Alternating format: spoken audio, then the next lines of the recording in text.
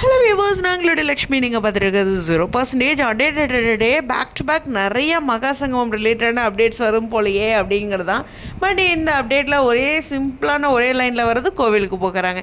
So கோவிலுக்கு ரெண்டு ஃபேமிலியுமே போகிற மாதிரி ஒரு அப்டேட்டு. கண்டிப்பாக ஏதாச்சும் ஒரு சுவாரஸ்யமான விஷயங்கள் காட்சிகள் இதில் இருக்கும் அப்படின்னு நான் நினைக்கிறேன்.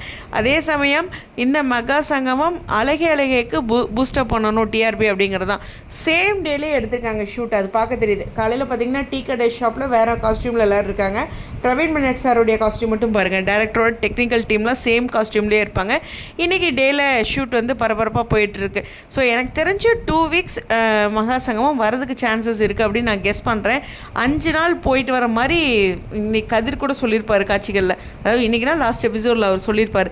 இருந்தாலும் இது எத்தனை நாளைக்கு கொண்டு வராங்க, 2 வீக்ஸ் கொண்டு வருவாங்களா அப்படிங்கிறத வெயிட் பண்ணி தான் பார்க்கணும். பட் இருந்தாலும் ஒரு சுவாரஸ்யமும் ஒரு டிஆர்பிக்கான முக்கியத்துவமும் இருக்கும் அப்படின்னு நம்புகிறேன்.